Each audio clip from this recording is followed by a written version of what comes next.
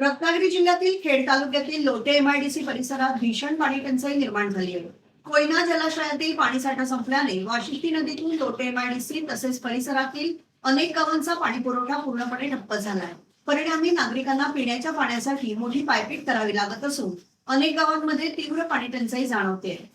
या गंभीर परिस्थितीत लोटे येथील संत ज्ञानेश्वर माऊली जीवनमुक्ती संस्था मदतीसाठी पुढे सरसावली आहे. संस्थेच्या वतीने दररोज टँकरद्वारे लाखो लिटर शुद्ध पाण्याचं पाणी परिसरातील गावांमध्ये पूर्णपणे मोफत पुरवलं जात आहे. या उपक्रमामुळे शेकडो कुटुंबांना मोठा दिलासा मिळत असून नागरिकांकडून संस्थेच्या सेवाभावी कार्याचं कौतुक होत आहे. दरम्यान मान्सूनचं आगमन झालं असलं तरी धरणांमध्ये पुरेसा पाणीसाठा होण्यासाठी अजून काही दिवस लागणार आहेत. त्यामुळे लोटे एमआयडीसी परिसरातील गावांना येत्या काही दिवसातही पाणी टंचाईच्या झळा सहन कराव्या लागण्याची शक्यता आहे. एकीकडे पावसाच्या सरी सुरू आहेत तर दुसरीकडे पिण्याच्या पाण्याच्या प्रत्येक थेंबासाठी नागरिकांची धडपड सुरूच आहे. जून महिना संपत आला तरी अपेक्षित प्रमाणात पाऊस न झाल्याने पाणी टंचाईचं संकट अधिक तीव्र झालं असून अशा कठीण काळात संत ज्ञानेश्वर माऊली जीवनमुक्ती संस्थेची मोफत जलसेवा परिसरातील नागरिकांसाठी मोठा आधारस्तंभ ठरत आहे. महाराज, सध्या जुलै महिना आला तरी संपूर्ण कोकणात पावसानं दडी मारलेली आहे. आज आपल्या लोटे औद्योगिक परिसरातील कारखाने देखील पाण्याअभावी ठप्प पडलेले आहेत आणि पंचक्रोशीतील लोकांना देखील पिण्यास पाणी उपलब्ध नाही आहे. त्याच्यात तुमच्या इथूनच टँकर भरून जातात, काय सांगाल? हे सगळे आमच्या पंचक्रोशीमधलं लोटे एमआयडीसीमधलं पाणी बंद केल्यानंतर एक 4-5 गावं प्रभावित झाली. परशुराम असेल, लोटे असेल, घाणेकुंट असेल, दामनदेवी असेल आणि पीरलोटे आहे. हे सगळी गावं प्रभावित झाल्यानंतर आम्ही आमचे या परिसरातले आमचे ट्रस्टी सचिन कातेजी आहेत, सरपंच आहेत, अजयजी चाळके आहेत, या सगळ्या मंडळींनी एकत्र, विनोद शेठ चाळके, या सगळ्या मंडळींनी एक विनंती केली की बाबा आम्हाला पाण्याचा प्रश्न आहे. तर म्हणलं पाणी आपल्याकडे गोमातेला पिऊन जे उरतं पाणी ते आपण इथून देऊ शकतो आणि म्हणून गोमातेच्या कृपेने आज इथं 2 बोरिंग, एक विहीर पूर्णपणे आज सगळ्यांना मोफत करून दिलेली आहे. रोज कमीत कमी 100 टँकर पाणी आपल्याकडून इथून मोफत जात आहे. त्याचा कुठल्याही प्रकारे आकारणी घेतली जात नाही.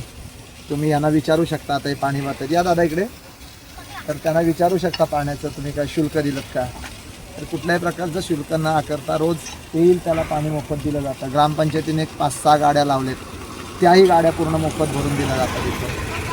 आज हे जे पाणी आहे ते तुम्ही म्हणजे नागरिकांच्या पिण्यासाठी म्हणजे मूलभूत गरजांसाठी म्हणजे दिलं जातं की कंपन्या आहेत आपल्या इथं? हे पाणी सर्व मूलभूत गरजांसाठी दिलं जातं. ज्यांना प्यायला पाणी पाहिजे त्यांना पूर्णपणे इथं मोफत उपलब्ध करून दिलं जातं. त्याचा कुठल्याही प्रकारे शुल्क आकारलं जात नाही. आजपर्यंत एमआयडीसीतल्या सगळ्या विहिरी, बोरवेल ह्या प्रभावित झालेल्या आहेत केमिकलमुळं, पण गोमातेच्या कृपेने आपल्या इथं अजून कुठल्याही प्रकारच्या केमिकलचा असर झालेला नाही आणि त्यामुळे इथं पाणी आहे उपलब्ध. आणि कितीही दिवस अजून गेले तरीसुद्धा 24 तास या ठिकाणी आम्ही हा कॉक चालू ठेवलेला आहे. 24 तास 2 इंची पाणी, तिकडे 2.5 इंची आहे.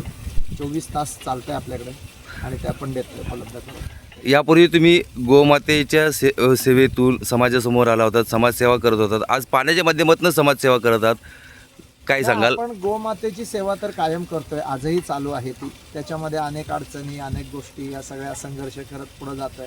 पण ज्या ज्या वेळेला समाज संकटात येतो, ज्या ज्या वेळेला मानवजात संकटात येते, त्या त्या वेळेला त्या संकटात आपण तत्पर राहणे, आपण सेवा देणे आपलं कर्तव्य आहे.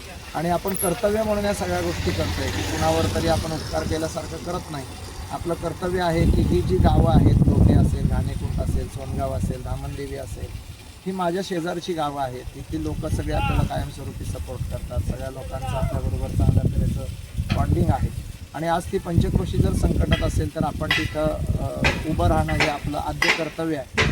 आणि म्हणून कुठल्याही प्रकारे न आडेवेडे घेता आम्ही तत्काळ पाण्याची सगळी आमचे सचिन काते वगैरे आणि पूर्ण पाण्याची सेवा उपलब्ध करतो. आज तुम्ही ही समाजसेवा करताय, प्रशासनाकडून काही तुम्हाला सहकार्य किंवा काही तुम्हाला प्रशासनाकडून काही? नाही, प्रशासनाचं अजून तसं काही सहकार्य तर नाही, अपेक्षाही नाही, पण कोण तिथपासून आलंही नाही. आणि ठीक आहे, आपण आपलं कार्य करतो. आपल्याला कोणी प्रशासनाने यावं, आपल्याला काहीतरी पुरस्कार द्यावेत, आपल्याला काहीतरी बोलावं, हे काही अपेक्षा नाही. जेवढं आपल्याने होतंय तेवढं आपण करायचं. प्रशासनसुद्धा आपलंच आहे. आपल्याला जेवढी मदत लोकांना करता येईल तेवढी करत जाणे हा उद्देश आहे.